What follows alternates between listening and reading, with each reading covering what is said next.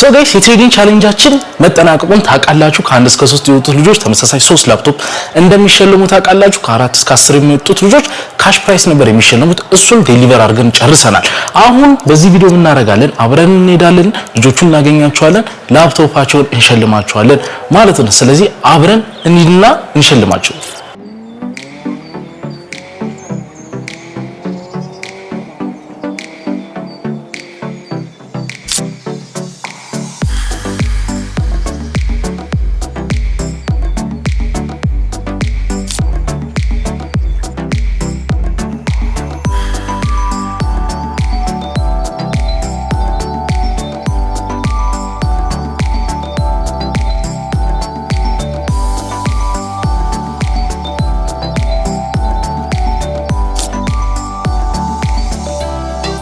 በመጀመሪያ እዚህ ስላገናኘ ፈጣሪ ፈቅዶ ለፈጣሪ ምስጋና ማቅረብ ፈልጋለሁ።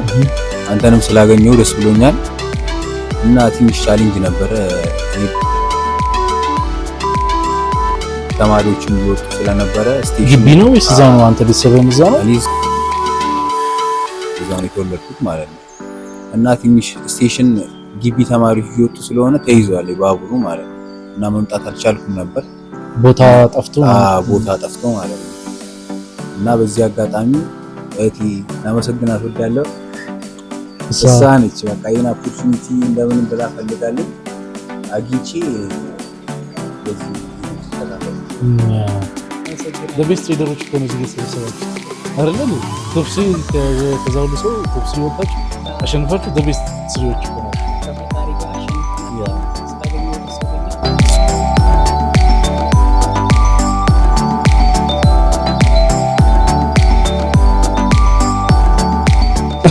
ያው እዛ ላይ ተወዳድር ያለው አይ ቲንክ 3 ሳምንት ምናምን አካባቢ አለፈው ቻሌንጁ።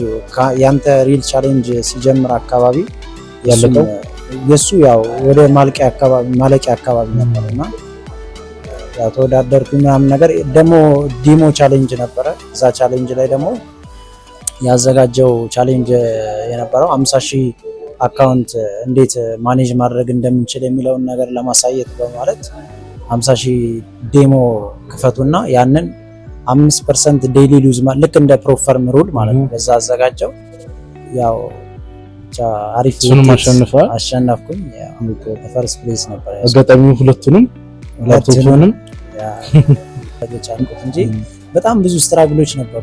ምን ያህል ጊዜ ሆነ ትሬዲንግ ከጀመርኩ? 3 አመት አልፎኛል። 3 ፔሮችን ነው ትሬድ ማድረገው ዩኤስዲ፣ ጎልድን እና ዩኤስቴክ ናስዳክ ያ 3 ነው ትሬድ ማድረገው። ያው ብዙ ጊዜ ፈንዳሜንታል ነገሮችን እመለከታለሁ እና ከነዛ ተነስቼ ነው ትሬዲንግ ከጀመርኩ ትንሽ ቆይቻለሁ። 2 አመት በላይ ሆኖኛል እና በራሴ ነበር የጀመርኩት ትሬዲንግ። በራሴ ደግሞ ትሬዲንግን ሲጀምር ትሬዲንግ ሲገባ ብዙ ቻሌንጆች አሉ። ሰፖርት የሚያደርግ ሰው ግዴታ ያስፈልጋል። ስለ ማርኬቱ በደንብ የሚያስረዳ ስለ ማርኬቱ አውቀህ አንደርስታንዱ ኖሮ እዛው ሲገባ ጥሩ ፐርፎርም ታደርጋለህ። እና ግን በራስህ አሁን ዝም ብለህ ሲገባ ማርኬት ውስጥ ብዙ ቻሌንጆች አሉ። የተለያዩ ሳይኮሎጂ አለ፣ ማይንድ ሴት አለ። እነዚህ ነገሮች ሪስክ ማኔጅመንት እነዚህ ነገሮች በጣም ይፈትናሉ። እና ኢንተሪም በጣም ችግር ነው። አሁን ለምሳሌ አሪፍ ቦታ አገኘው ብለህ ሲገባ አንተን ያወጣና ማርኬቱ ወደ አልፎ ቦታ ተመልሶ ሪፍሬሽ ያደርጋል፣ ይወርዳል። እነዚህ ነገሮች ቻሌንጅ ያደርጋሉ።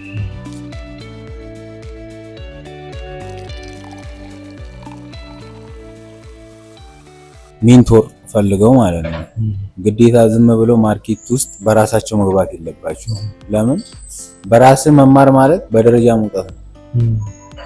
በደረጃ ሊፍት እያለ በደረጃ መርጥ መሲስ ሊፍት ባንዴ ያወጣል። ስለዚህ ጋይድ የሚያደርግ ሰው የሚያስተምር ዲቴል የሚነግር በዚህ ህይወት ያለፈ ሰው ማለት ነው። ልምድ ያለው ሰው በደንብ ያስረዳል። ስለ ማርኬቱ እንዲህ ቢሆን እንዲህ ነው እያለ ያሳያል። ግን በራሴ ልማር ካልክ ብዙ ችግሮች ላይ አርፈውብህ ነው።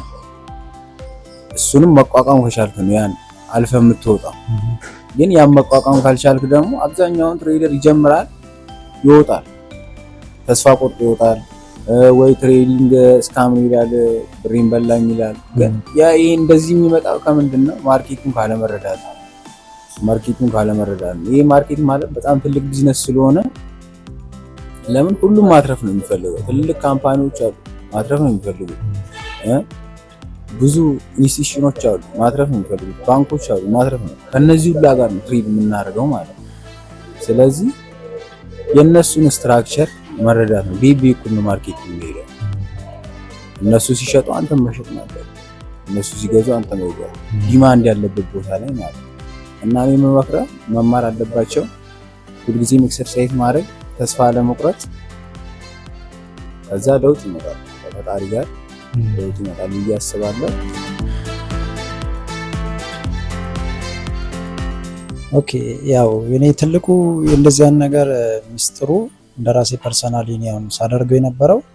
ከዚህ በፊት የምገባቸውን ትሬዶች ዳታ ሰበስባለሁ፣ ላይክ ጆርናል አደርጋቸዋለሁ። ትልቁ ለእነዚህ አይነት አቺቭመንት እንድበቃ ያደረገኝ በጣም ብዙ ዳታዎች አሉኝ። በዛ ቀን የሚወጡ ባክቴስት ብዙም አላደርግም፣ ማደርገው ፎርዋርድ ቴስት ነው ያ በዛ ቀን። ምክንያቱም ባክቴስት በማድረግበት ሰዓት ላይ በዛ ቀን የተፈጠሩ ፈንዳሜንታል ሊሆኑ ይችላሉ፣ የተለያዩ ነገሮች ሊኖሩ ይችላሉ እና ፎርዋርድ ቴስት እያደረግኩኝ እነዛን ዳታዎች ኪፕ አደርጋለሁ። የሆነ ራሴን ቪዲዮ እየቀረጹ በዛ ላይ ቻርቱ ላይ የተፈጠሩትን እያንዳንዱን ነገሮች ማርኬቱን ስገባ ለምን እንደገባሁት የምወጣበትን ቦታ በሙሉ እንትን አድርጌ ስለምገባ ወሰኜ ስለሆነ የምገባው ሁሉንም ዳታዎችን ኪፕ አደርጋለሁ።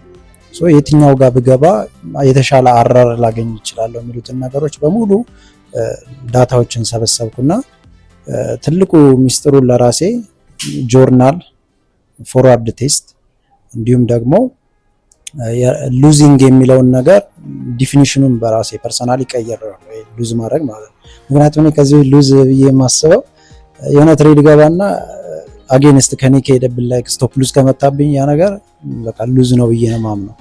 ግን ያ ነገር ዲፊኒሽኑን ቀየርኩት። ስቶፕ ሉዝ ወይም ሉዝ ብዬ በራሴ ያመንኩበት ምንድነው ከትሬዲንግ ፕላን ውጪ ትሬድ ካደረኩ ያ ነገር ሉዝ ነው ብዬ ነው ራሴ። ቴክ ፕሮፊት ራሱ ቢሆን ያ ነገር ሉዝ ነው ብዬ ራሴ ዲፊኒሽኑን ቀየርኩት።